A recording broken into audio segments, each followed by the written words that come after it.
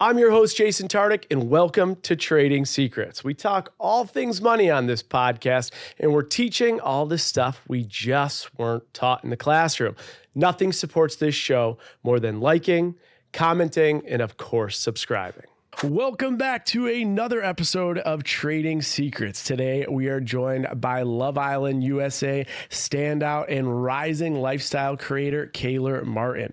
Kaylor became a fan favorite during season 6 of Love Island, where her humor, authenticity, and confidence caught national attention. But since leaving the villa, she turned that spotlight into a career, growing her platform, collaborating with some of the biggest brands in the country, and building a personal brand that is going well beyond TV. Today, we're going to break down the business of reality television, what really happens after the cameras stop rolling, and how someone like Kaylor is turning opportunity into entrepreneurship. Kaylor, thank you so much for being on Trading Secrets. Thanks for having me. It's been a long time coming. I feel like we were supposed to do this like a while ago. A while. I know, but you got a million things going. I feel like last time we saw each other was Art Basel Celsius. We were playing in that Padel tournament. Can you believe that was almost a year ago?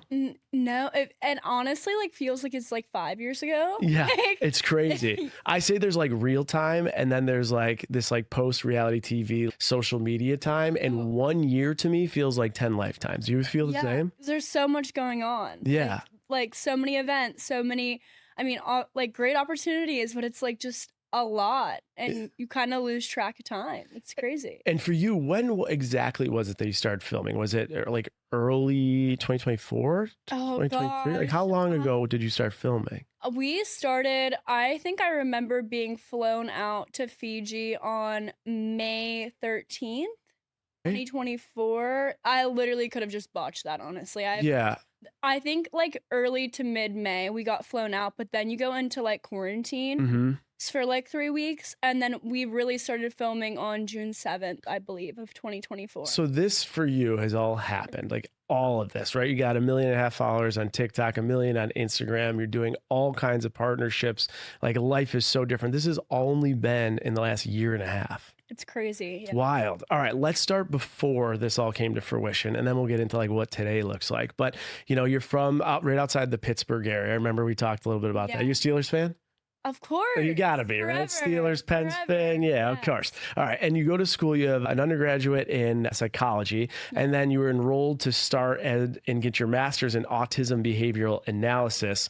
But then Love Island came. So your plan was to go film Love Island for the summer and then go to school. Before that, what were you doing after school? You graduated to make money, and what were you doing for a career? Actually, I didn't really have time after college. I graduated a weekend before I flew out to Fiji.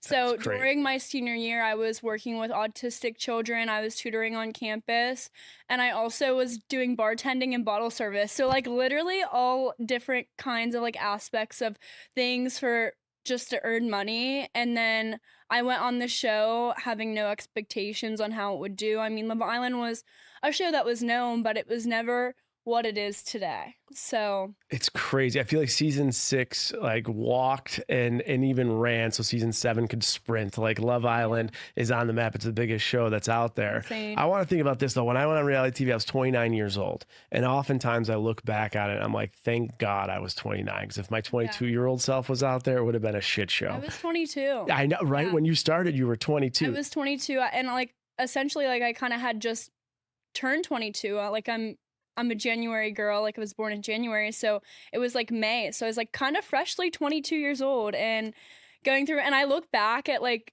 I'm 23 now, almost 24, but like looking back whenever I was 22, I feel like so baby-fied. Like I feel like also in this life, like you can grow up very fast because like you're in the public eye, and which I'm very grateful for, but it's like tough, you know?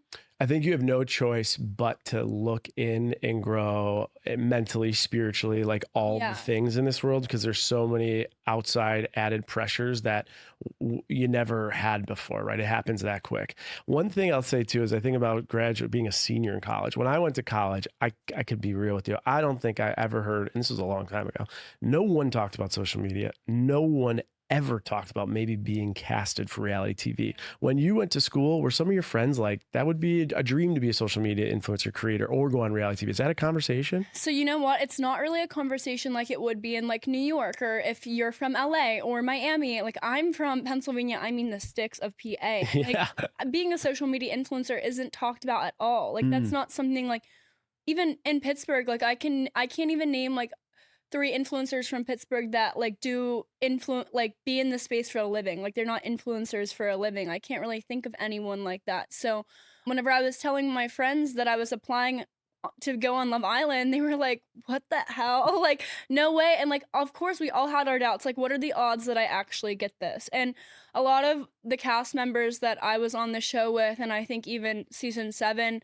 were reached out to. I applied like through the application. I'm not from a town where like casting producers know me. Or walking like, around the mall. Right. Like I'm not like outside like some of the people are, like, you know, where they have a little bit of a following. So casting producers follow them. Like, no, I applied to the 150 questionnaire. I did all the callback interviews. I did like absolutely everything under the sun that you have to do for the raw process, which I'm very grateful for, because I really appreciate that I went through all of that. But being in classes my senior year, taking 6 classes, being a tutor, working 3 jobs, and also applying to a reality TV show, like it was tough. It was hard. It's wild. And you told a story on a podcast, I think it was Nick Vile's podcast, but something about you're at Applebee's with your friends and you told them you applied, but your application got screwed up and something happened with an ex-boyfriend. What was the full story there? Yeah. So it was Christmas break. I was home for the holidays. I saw the ad for Love Island application to come through. Honestly, I was like, I don't know if this shit's a scam or not. Like, honestly, who knows if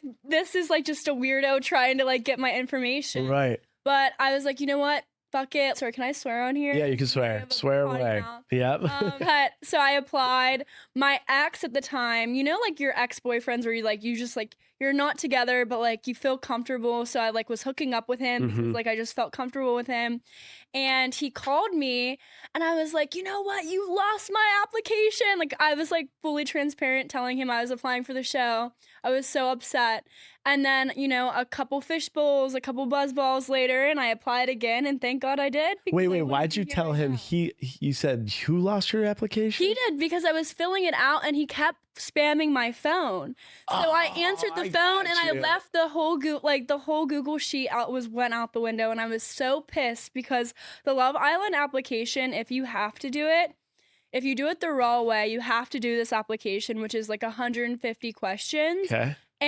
If you're applying to be on a reality TV show, the number one tip is you cannot just give like one sentence answers. Like you have to give the like open-ended answers and explain every little detail and be as batshit crazy as you actually are, because that's why people will like you. So we had Harry Jowsey on the podcast, and excuse my language here as I'm getting a little vulgar. It's his words, not mine.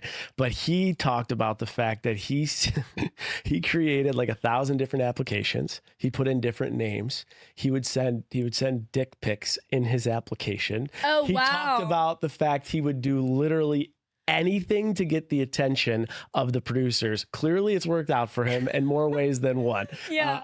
In your application, was there anything like specific you did to be like, pay attention, I'm here? Of course. I was answering sex stories. My most embarrassing sex stories, how many bodies I have.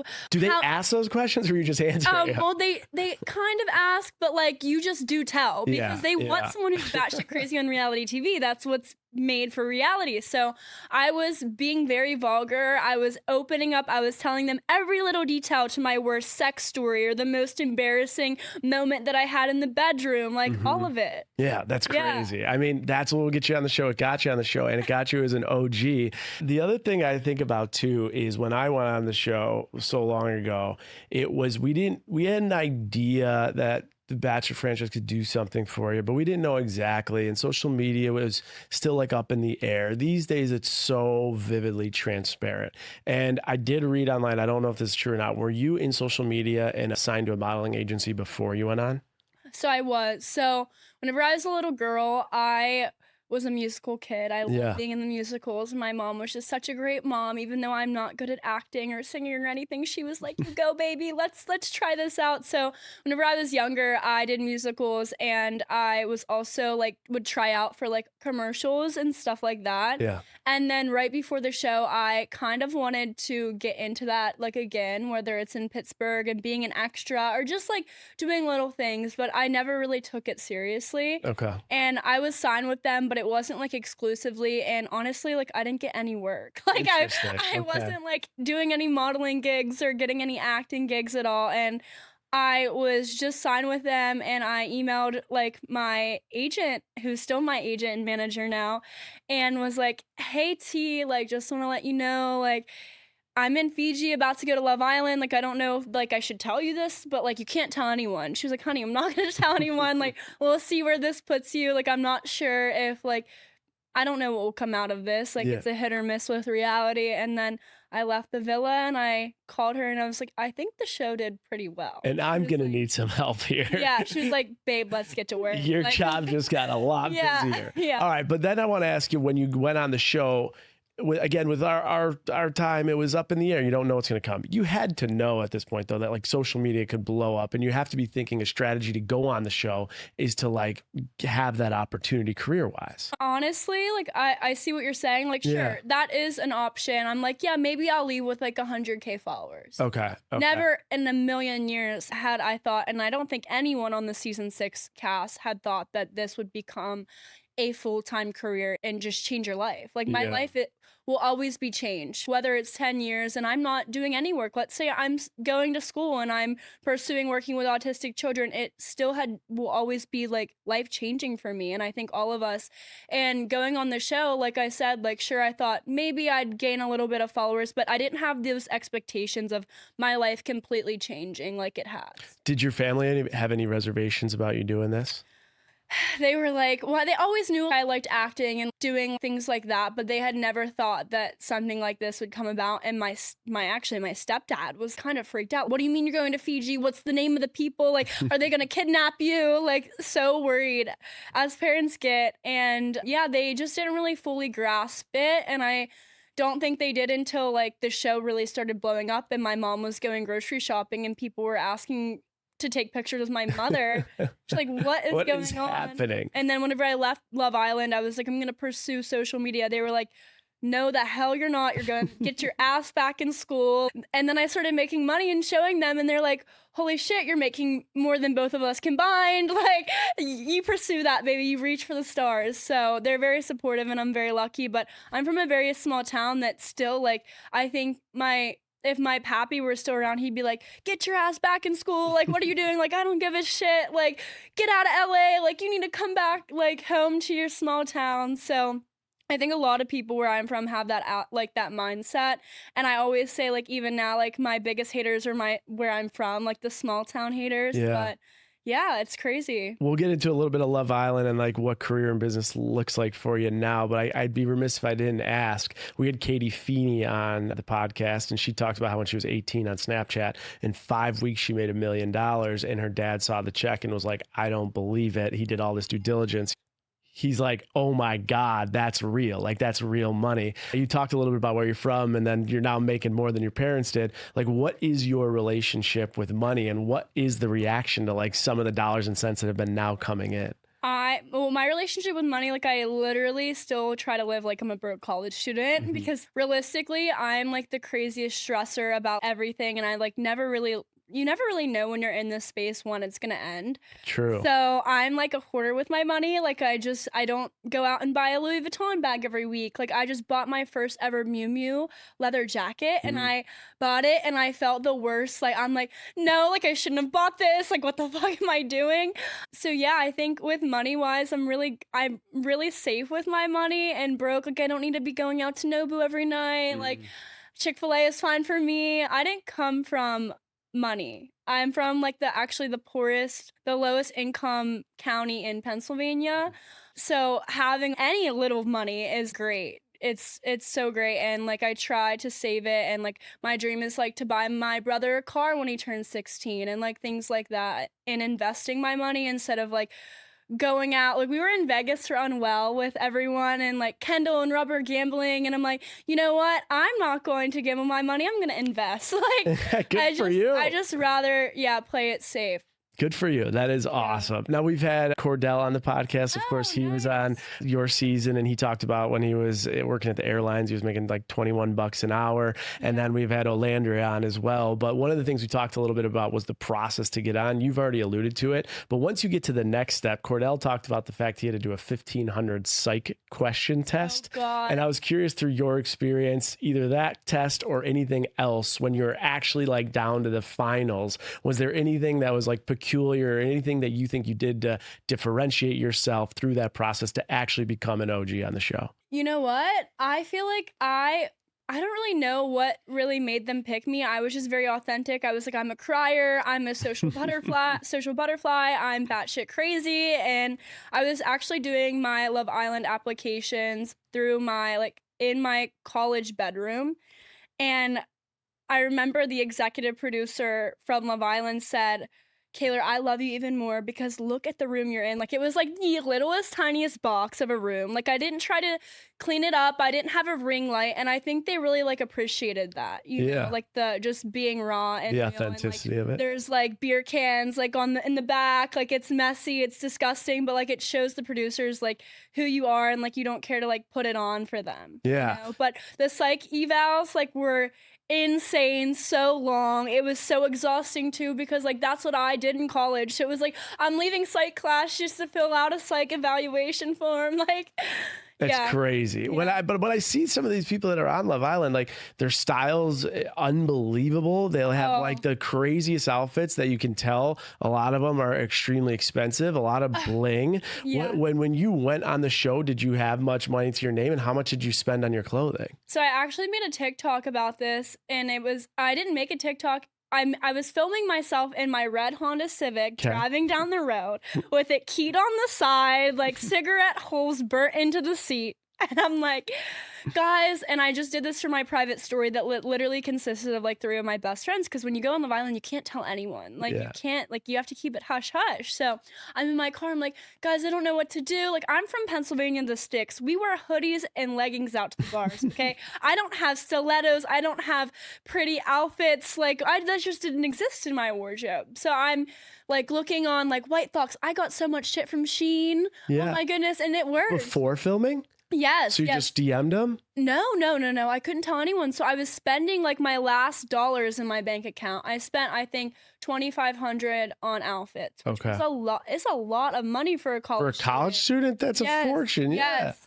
And I was like, you know what? Like, I hope this pays off. Like, this is like an investment, hopefully. Yeah. Thank God. Thank God. Like, everyone loved my outfits. But I remember I actually filmed a TikTok. You can find it on my TikTok page. And I'm like driving in my Honda saying like, guys, I spent like $2,500 on my outfit so far. Like, I hope that's enough. Like, I can't be spending like thousands of dollars. So when you went on Love Island, you spent about $2,500. When you went on Love Island, though, you don't have much money to your name at this point. No. Okay. And when you go on, though, do you have, because you guys filmed for how long? So we went in on June 7th, and I think I left the villa in like on July 23rd, 24th. When you're gone for that long, like, do you have rent, or like, how do you have your credit card bills set up on auto payment? Are you allowed to use your phone? Lucky because I hadn't moved out of college the weekend before I flew out to Fiji. So it was a shit show moving all of my stuff out of my college house because I was going to Fiji. But that was the good thing. I didn't have a lease at the time because my lease ended with my school semester. So I moved all my college shit back into my parents' house. Okay. They hated it.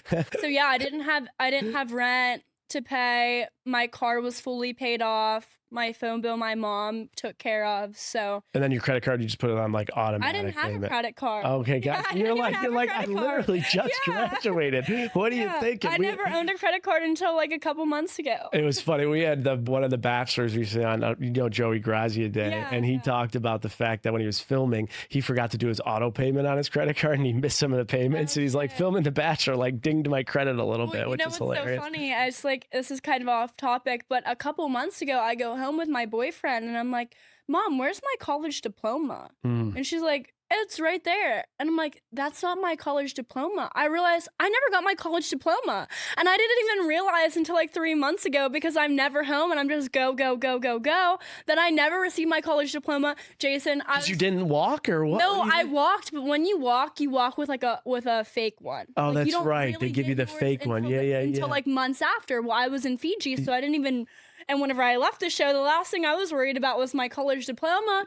I'm like calling my school, freaking out. I'm like, fuck, I didn't graduate. Like, I must have failed. Like, no, it just never was shipped to my house. Oh so like my things like gosh. that, like I didn't even realize. Unbelievable. Yeah. All right. Well, so you go on to school. Did you get your diploma, by the way? Yes. Okay, I so got you it. got I it. graduated. You got it. It's all good. Okay. While we're on this topic, I'm gonna go back. Or do you think at any point you'll go back to school?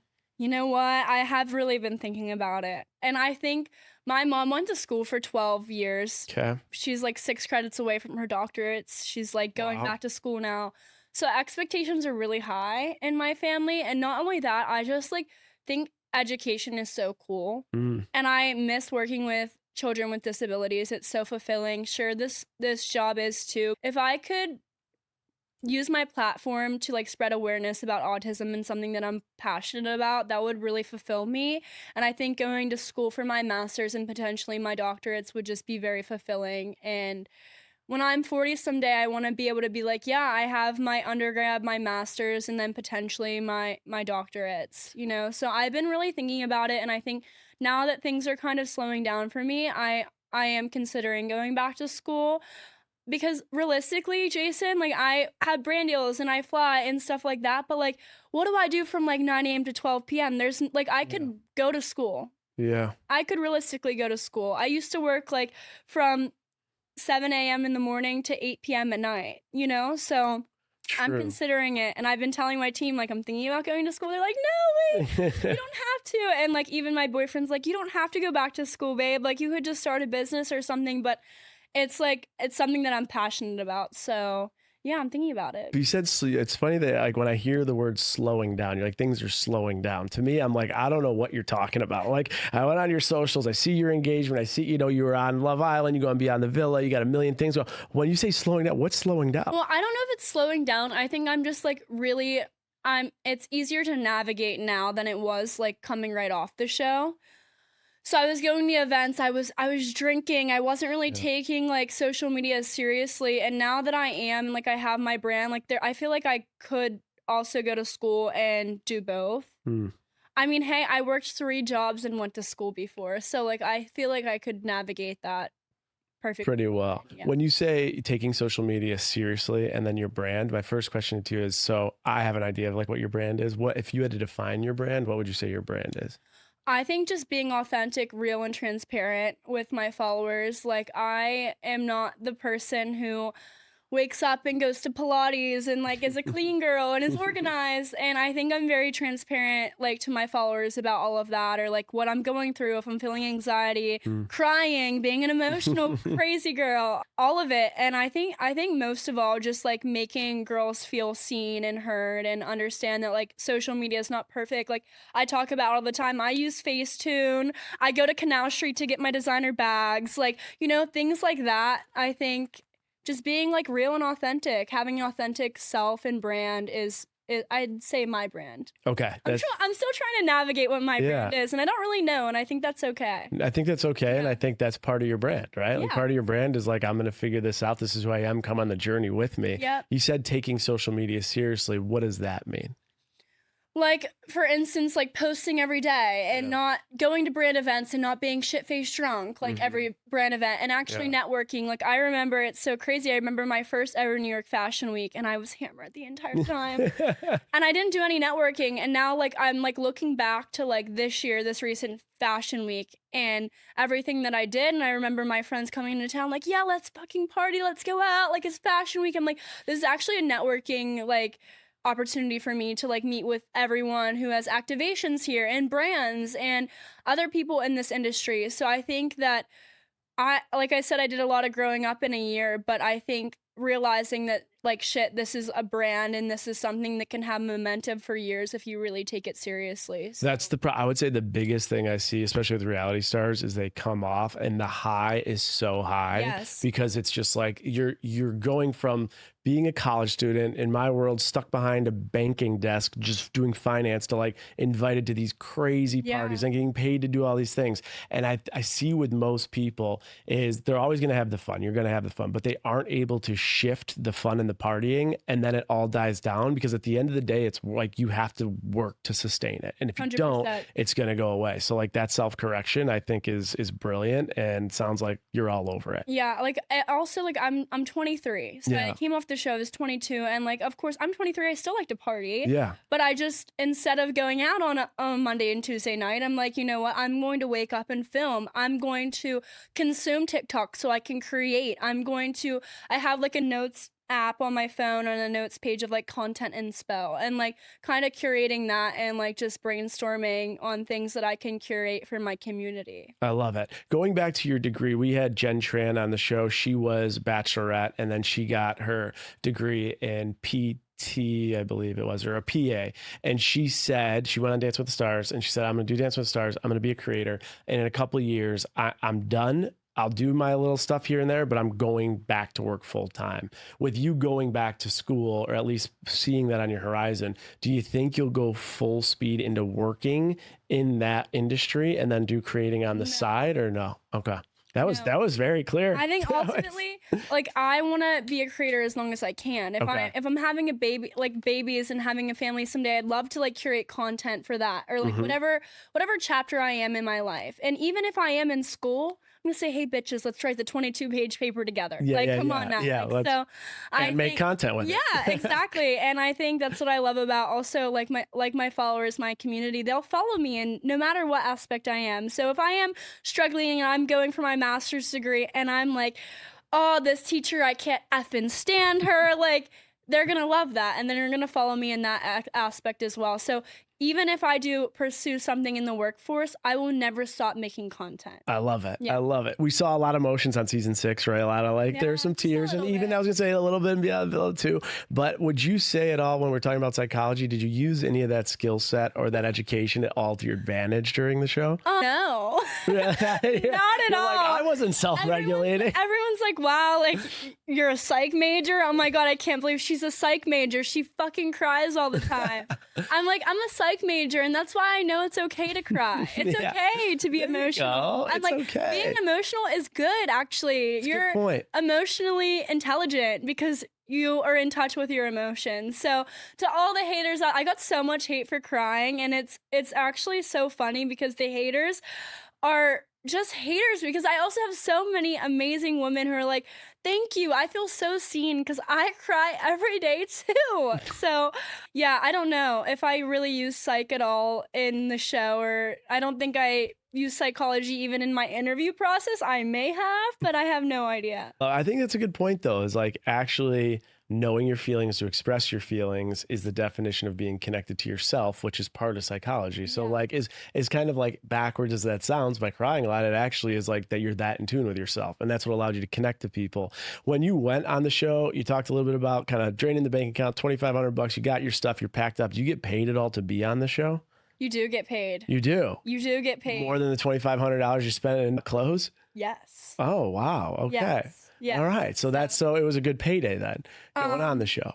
I actually made more just working. I had 3 jobs. So like I made more not being on the show. I mean, now, of course. Of course. Yeah. I mean, it's way different. All right. So tell me a little bit more behind the scenes of Love Island, though. I think there's, for what you can share, I think there's like a 2-drink day max. You guys get your food catered on days off. You can't talk to the guys. What are some other trading secrets we wouldn't know about the show unless we heard it from you? Well, one thing that they do is they take your phone and quarantine before you go on. We get Amazon Fire TV sticks, and some of them like have access to like Spotify and things like that. You get cool. Netflix. And I remember a week before I went on the show, I had my Amazon Fire TV stick, and before I got my phone taken, I was like, Mom, I have your Netflix account. You have we have a shared Netflix account. So once I get announced as an OG, I won't really know. They don't tell you. until like a day before. So I'm like, a week before you go in the villa, they announce basically who the OGs are. And they don't tell you until after that week. And of course, your hope, you're like, make me, you need it. Yeah. I cannot go weeks without my phone in this hotel room.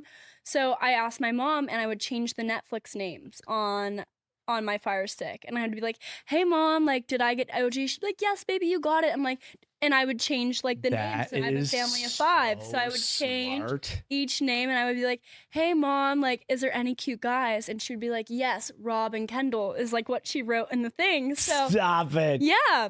Not Eric. So I had a little intel before going on, which was good, but very bad on my end. And I actually talked about that's this so smart on Chicks in the Office. And I don't know. I'd love to ask the season 7 cast if they got Netflix, because if they didn't, it's definitely my fault. Do you know if any of your cast members did anything like so? What Rob did the same thing. He did the same with his Netflix. Yes. Get out. So what we used to do is like we could go to the gym, and you know how you can sometimes connect like the treadmill to the Wi-Fi? We would connect the treadmill to the Wi-Fi, but they would be watching, right? So they were like, there'd be like a handler there, and we would just like type in emails and stuff to try and get that. But that's really good. The Netflix name account, that's brilliant. So you get off the show though, things go really well for you. There's highs, there's lows. Obviously you're dealing with drama and Aaron and the breakup, and there's just a lot, and there's just a lot. Right. And then you stay together, all this stuff. But I'm wondering from a business perspective, that's where I want to kind of take this. When you got off the show, what was the first big deal that you're like, because I'll never forget when it was like the first deal was offered. I'm like, wait, I'm getting paid that to do that. What was that moment for you? I called my mother and I was like crying, like what I made off of one brand deal off of the show. I haven't made this in 4 months, and I'm making it for one job. Like, it was insane. And I think that's also when my mom started to take me seriously and be like, okay, yes, baby, you don't have to go back to school. Keep doing, like, spread your wings. It was insane. I think and even like being invited on like trips, like brand trips, like I went on the Tarte trip last year, and like going on like a trip like that, like literally I'm a crier. I was crying because I'm so grateful, and being in this space with people that I grew up watching on social media. And I grew up watching the Tarte trips for years, and then being invited on one was like, what the hell is going on? Like, thank you, Jesus, honestly. It's like, thank you, Jesus. I love it. Your rates have changed, your numbers have changed. That first number, can you share what that number was that blew you away? Yeah, it was $20K. Wow. $20K was my first brand deal. That's unbelievable. There was a lot of deliverables in that one. Yeah. There was a lot. There was a lot. But yeah, it was $20K, and I went to Amangiri. Wow. And it was like, Amangiri is like the best resort in the world. I mean, like, it's like, so I'm like, a number one. I'm getting paid to go to the best resort in the world. Like, absolutely yes. With it 3 months ago, you're at Applebee's having the 2-for-1 special, trying to get your application in. So, like, making transactions just to pay for the fishbowl. Like, exactly. Yeah. The other interesting thing too is like the reality, like how quick it is. You know, a lot of shows you film, there's months of time, and then you get this. I mean, it was so fast, so quick. What caught you off guard the most by the speed of which it all happened? I think just being in the public eye for the first time and like having everyone look at your life under literally a microscope. I think that was the most challenging thing. But also I was in such like a high, like you said. Like, I'm so glad that you mentioned that, because I was on such a high, and like I don't even think I was clocking the things that would have been like tough or difficult. Yeah. Do you feel like, because it's now been a year and a half, a little bit, that you missed that high a little bit? Do you feel like you try to chase that high at all, either financially, business-wise, or personally? Sometimes, yes. Like, going now, like, we finished Beyond the Villa, and I'm like texting my team, like, what's next for me? Like, what are we gonna do next? Like, or should we be in the reality space still? Like, should we go out to like pursuing like serious acting? Like, I think I'm a worker. I've always been a worker. So going off the show, you have like 5 brand deals a week to do consistently for a year. And then I would film Beyond the Villa. So I had that to look forward to. And I think now, sure, I have so many amazing opportunities and brand deals to look forward to. But now I'm like, what's the next big project for me? Yeah. And it's kind of hard to navigate, because when you're in college and you have this plan to go for your master's and then your doctorates and open a business up with your mom and create a psych firm and all of this stuff, it kind of, it changes, because in this life, as you know, you're not really sure what's next for you. So I mean, true. at least for me. Like, No, of if course. someone's like, Kaylor, where do you see yourself in 5 years? I'm like, no idea. I have no Yeah. idea.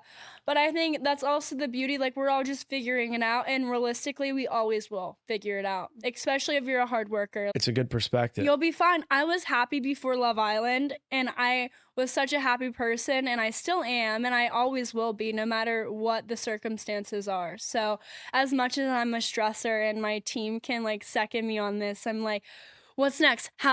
Like, my schedule's looking a little bit empty. They're like, Kaylor, it's fine. And then lo and behold, 3 days later, I have like a million brand deals to do and events and all of this. And now you wish you had a schedule that was empty, right? Exactly. But I think also, like, since I was working so much and coming off the show on such a high, sorry, I'm like such a yapper. No, it's great. It's great. Coming off the show and having such a high, and then having, like, for instance, my boyfriend works like from in the morning to night. I'm like, okay, I can go to the gym and clean and make content, and I still feel like I have so much time in the day. What else do I do? And that's where I'm like, I could potentially take a class or two for my master's degree or something like that, because I want to be busy all the time. Yeah. I just like that. I am the same way. Yeah. I'm get up, go, go, go, go, go. It's just how it is, which is helpful in this space, which is always built on what's next. Right. And I think I would tell you that any reality star that I've had on this show, we've talked a little bit about this. So I'm curious kind of how it relates to you.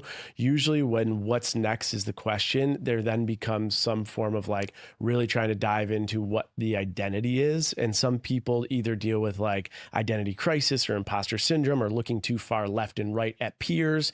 Do you feel any of that in any capacity now, about a year and a half or so removed from the original show? I'm like very hard on myself. Yeah. Like very, very hard on myself. And I think after Love Island, I don't really know if this answers your question, but like after Love Island, I was accumulating like over 3 million views per video on my page or whatnot.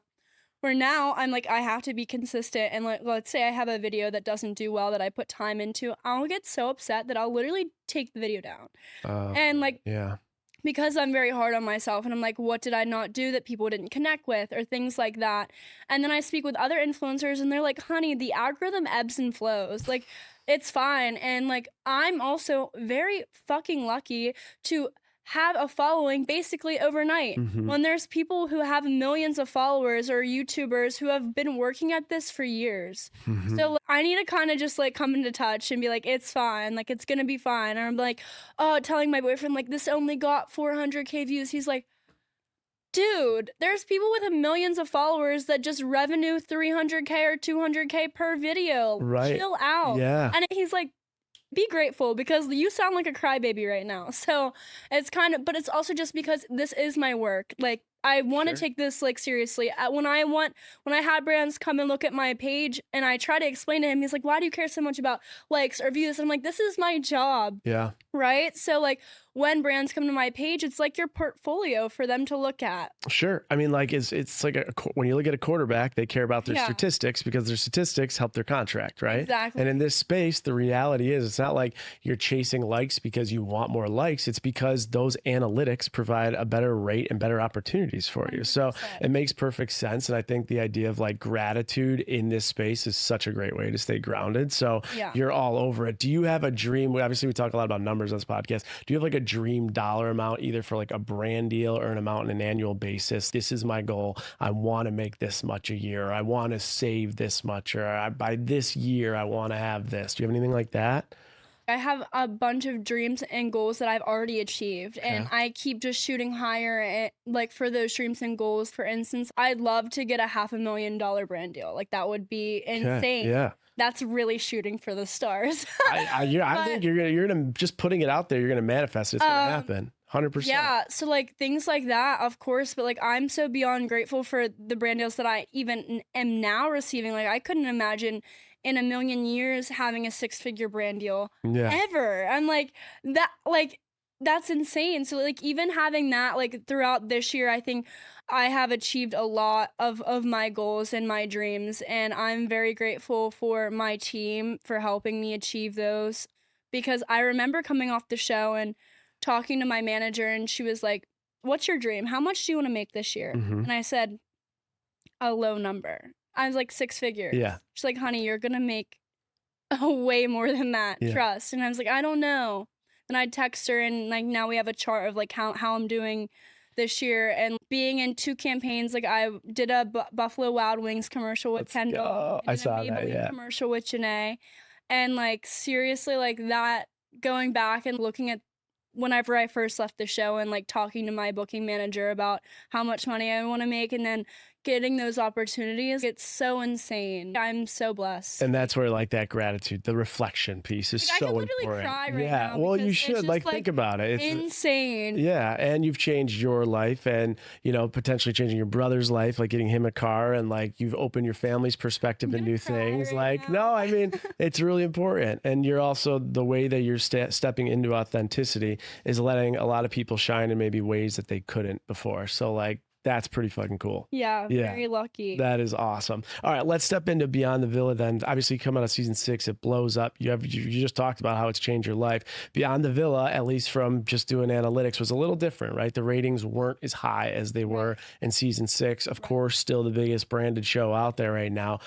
After Beyond the Villa, how did you feel about kind of like the business decision to go on, what it did for you, et cetera? Yeah, I was very in between about going on the show because of Love Island, how it did, and you know, it can change your image no matter, like, you're not sure what light you're gonna be in, and I thought I was gonna be in a terrible light. Like, I'm not gonna lie, like after filming Beyond the Villa, I was like, I'm gonna be the villain, it's gonna be terrible, because I showed kind of a different side of myself and like stuck up for myself.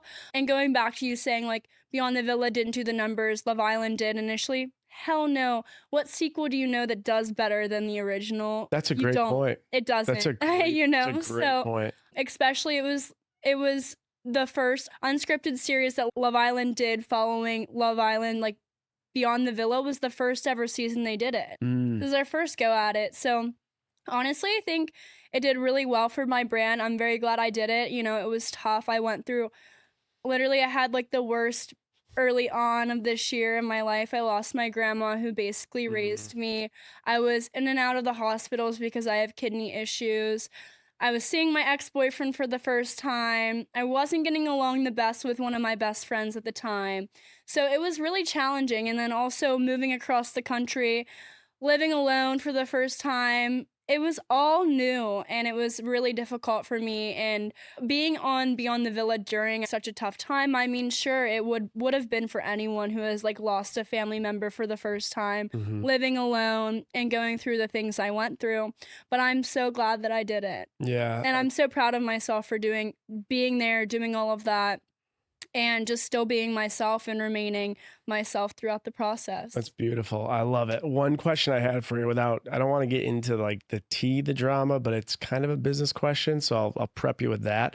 We had Remy Bader on this week, and she talked about how she did business with her dad, and it did not work. It failed, and they decided that and went their separate ways with business. And I was curious with you and Liv, was there anything that was connected to business that created tension in the relationship? Absolutely. 100%. Yes. And if so, what are because there's so many people listening to this right now that are thinking about doing business with their friends or couples that are in business together. So what are some of your learning lessons from that when it connects to business, thought leadership with friends? I think that ultimately you can navigate that. You know, Liv and I had a great YouTube channel. We are having the best time, but that also can become tough because when you're living with your best friend, working with your best friend, it's very difficult. You don't have that separation. You don't have that alone time, and things can become very hostile and make your friendship not as fun anymore. You know, like Liv and I had great times together. The YouTube was great. I wish we still could do Blonde Moments. It was killing it, but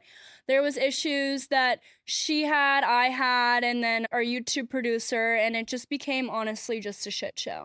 And then getting brand deals, the same brand deals, that things can become difficult and challenging and even competitive in some sorts of ways. Yeah, I mean, let's be real. Yeah, I don't think this isn't breaking news, right? Right. Like look at Call Her Daddy with Sophia and Alex. Like that's obviously like your starship of what happened and how it's very hard. I think it's hard in relationships. I think it's hard in even friendships. Like I couldn't imagine dating someone who's also in the same space I'm in. Yeah. Like, you know? Yeah. Oh, 100%. Like, I literally I've couldn't done it before. It's very, very hard. Yeah. Yeah. There are nuances that you never expect. And even obviously, so Torin, you've introduced him to social media. Even when you introduce someone to social media in a relationship, that creates added noise, even if it's not 100%. right. Like, especially, I'm from a dating show, so everyone cares about my dating like life and all of it, and like he's such a trooper, but like if he wasn't, like I would have been like so fucked, like literally, because he is such a trooper. And like with the Aaron drama and him and like being on the show and everyone's saying he looks like Aaron, or they're so rude to him. And like I clap back at them sometimes, because I'm like, if you guys stressed when I was in a terrible toxic relationship, and now I'm happy, and now you're like blowing our lines up. Like, I love it. I mean, I love that he's holding it strong. He's actually showing like how strong the relationship is, and you're fighting for him out there a little bit, which is pretty cool. We talked business on this show, of course. Let's talk about hire or fire. Love Island season 6. You start a business, you got to hire one person, you got to fire one person. Who are you going to hire? They're all on your organization. So one of them you're going to hire and promote, one you got to fire. Who is it? I'm hiring Leah because she is the boss ass businesswoman, like amazing. I'm hiring her first of all as well because I need her to help me dress. Okay. Who am I firing? Oh, from the whole cast? Yeah. I mean, obviously Aaron. I don't want to work with my ex. Yeah. That's like an easy one. Yeah, that was a little bit of a layup. All right. What about this? Any other reality show other than Love Island? What is one show that you'd be like, that would be badass? That'd be cool. I love Dancing with the Stars. I mean, that would be so badass. Like, I grew up watching that with like my grandma. I feel like a lot of like old people watch Dancing with the Stars. I was gonna ask you about Dancing with the Stars but then I went on your TikTok and I was looking at other TikToks to like see if there was anything I could like ask you about, and you did one. You're like, I have no rhythm. So do you think you would do well on Dancing with the Stars? No, I think I would be terrible, but I'm willing to learn. Okay. And then Traitors. I think Traitors is so cool. I like am down with the drama. I don't want to, or like maybe like actually I love Bravo. Like I love anything Bravo. Yeah. So like being in the Bravo universe would be lovely. I grew up watching Housewives. But like dating shows, I don't think I ever wanted. I'm not doing that again. Like, hell no. Dating shows are off the table. Other shows certainly are. One thing I wanted to ask about your business before we get wrapped here was another thing you do, of course, is brand deals, but you do LTK. How does LTK factor into like income generation? Is it significantly more, less, or close to brand partnerships? I'm very new on LTK. Okay, so cool. I'm trying my best on there, but I think LTK, like I was telling you earlier prior, LTK has kind of made me feel like I have things to do during my day. It fulfills that like work aspect for me, like going on, taking pictures. It makes me feel like I have something to do. And it's kind of similar to Amazon storefront as well. Like going on, linking products, like gives me something to do in the hours that I'm just sitting on my couch. Like I filmed for the day, I cleaned, I went to the gym, I meal prepped. Like what else is there to do? Yeah. So I really like LTK and Amazon storefront in that aspect because it kind of allows me to be on my laptop and like type and like add things and curate things for my followers. And I'm not making a shit ton of money on those platforms, but it just gives me something to do, and it kind of fulfills that self-worth.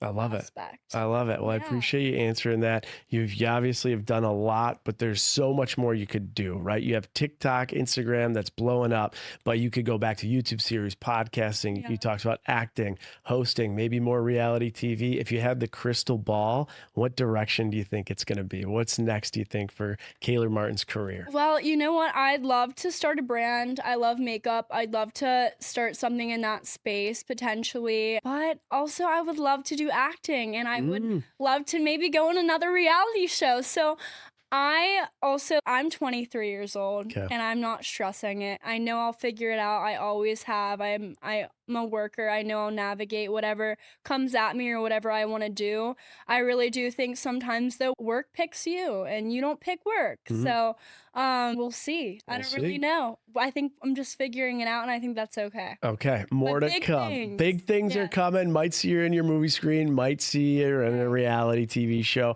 Last question before your trading secrets. It's an easy one. It's a money one. What is one thing that you overspend on? You know you overspend on it, and you probably won't stop overspending on it. A lot, like 3 things. Can I name them all? Okay. Let's name them all. Freaking DoorDash. Oh, I get spend crushed. so I much know. on DoorDash, and I express the DoorDash because when I'm hungry, I'm impatient. Yes. Ubers in New York City is the I worst. know. And when I'm running late, which I always am, the easiest option is to get an Uber. I just recently navigated the train, so I have no excuse but to take the train. I need to chill out. And also Amazon. I buy something from Amazon like almost every day. It's What are you buying on there? like soaps, organizers, things. I Okay. just moved into my New York apartment. Go to your so Amazon storefront, you'll see, huh? Hey, there you go.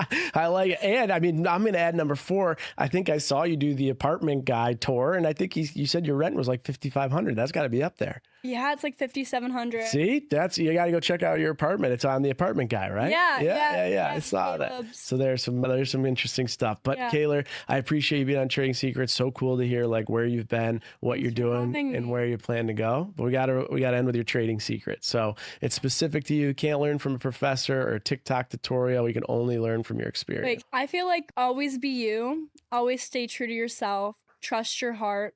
And everything will turn out. Just be yourself and people will see you for you and love you for you.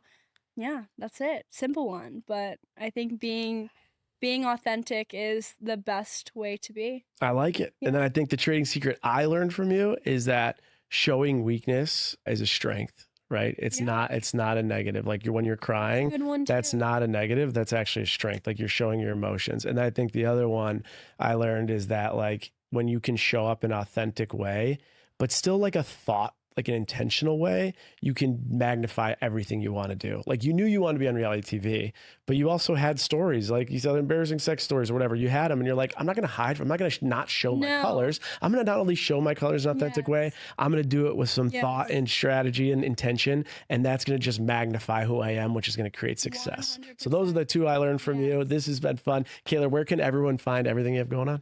My TikTok, my Instagram, Snapchat.